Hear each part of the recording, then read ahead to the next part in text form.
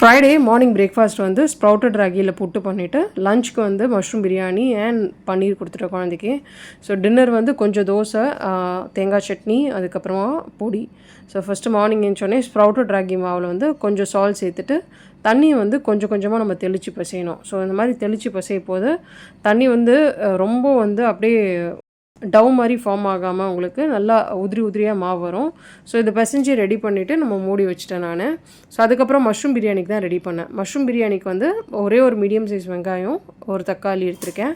So எண்ணெய் வந்து கடாயில் ஊற்றிட்டு கொஞ்சம் ஸ்பைசஸ் ஆட் பண்ணியிருக்கேன். அதுக்கப்புறமா கட் பண்ணி வச்சுருக்கேன் வெங்காயம் நல்லா வதங்கணும்.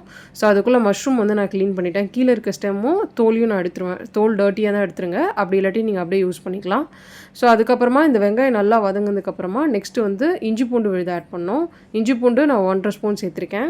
அதுக்கப்புறமா தக்காளி.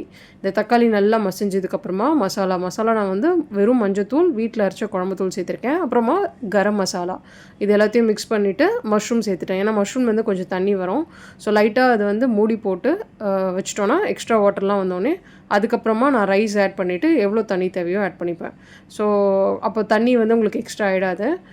இது மாதிரி தண்ணி ஊற்றிட்டு கொஞ்சம் உப்பு போட்டுட்டு மூடி போட்டு ஒரு 20 மினிட்ஸ் நான் தம் வைப்பேன். ஸோ 20 மினிட்ஸ் கழிச்சு நான் ஓப்பன் பண்ணி காமிக்கிறேன் எப்படி இருக்குன்ட்டு. ஸோ இது குக் ஆகிறதுக்குள்ளே நான் வந்து ஸ்நாக்ஸ்க்கு வந்து குழந்தைக்கு வந்து கொஞ்சம் டேட்ஸ், அதுக்கப்புறம் பிஸ்தா பேக் பண்ணிட்டேன்.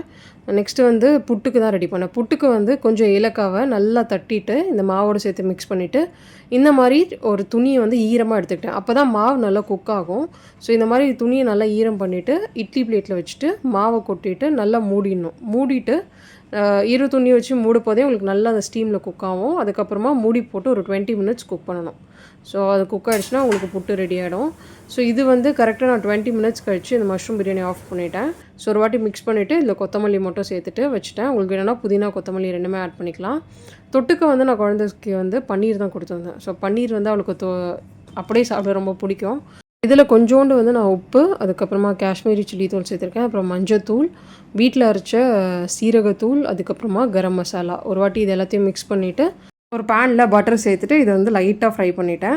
ஸோ பட்டர் உங்களுக்கு வேண்டாம்னா நீங்கள் ஆயில் கூட யூஸ் பண்ணிக்கலாம். பட்டர் கொஞ்சம் ஃப்ளேவர் நல்லாயிருக்கும், அதனால் நான் பட்டர் ஆட் பண்ணியிருக்கேன்.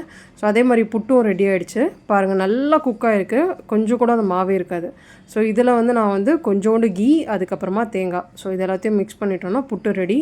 நான் வந்து குழந்தைக்கு வந்து வெறும் நாட்டு சக்கரை மட்டும் போட்டு கொடுத்தேன். ஸோ சூப்பராக இருக்கும். இந்த ஸ்ப்ரவுட்டட் ராகி எப்படி பண்ணுறதுன்னு வந்து நான் வீடியோ போட்டிருக்கேன் ஷார்ட்ஸில், கண்டிப்பாக செக் பண்ணி பாருங்கள். லஞ்சுக்கு வந்து மஷ்ரூம் பிரியாணி, அதுக்கப்புறமா வந்து பன்னீர் அவளோட ஃபேவரட். ஸோ பன்னீர் வந்து தனியாக கொடுத்தா அப்படியே சாப்பிடுவா. ஸோ அதனால் பன்னீர் பண்ணிட்டேன் சிம்பிளாக. ஸோ நான் வந்து கொஞ்சம் புட்டு, இதுக்கு வந்து நான் கொஞ்சம் நாட்டு சக்கரை போட்டுட்டு தொட்டுக்க வந்து ரெட் பனானாவோட சாப்பிட ரொம்ப நல்லாயிருக்கும். நான் பிரேக்ஃபாஸ்ட் சாப்பிட்டு முடிச்சுட்டு அதுக்கப்புறமா லஞ்ச் வந்து ஒரு 12 o'clockலாம் சாப்பிட்டுட்டேன். எனக்கு ரொம்ப பசிக்கல. ஸோ அதனால் கொஞ்சோண்டு மஷ்ரூம் பிரியாணி, அதுக்கப்புறமா வந்து பன்னீர் ரொம்ப எடுக்க மாட்டேன். ஸோ கொஞ்சோண்டு பன்னீர். ஸோ லஞ்ச் சாப்பிட்டுட்டு லஞ்ச் முடிச்சதுக்கப்புறமா வந்து கொஞ்சோண்டு பப்பாயா மட்டும் கட் பண்ணி சாப்பிட்டேன். அதுக்கப்புறமா ஒரு 5 o'clock வந்து ஸ்ப்ரவுட்டட் ராகி கஞ்சி, அதுக்கப்புறமா வந்து கொஞ்சம் ஸ்நாக்ஸ் மட்டும் எடுத்தேன்.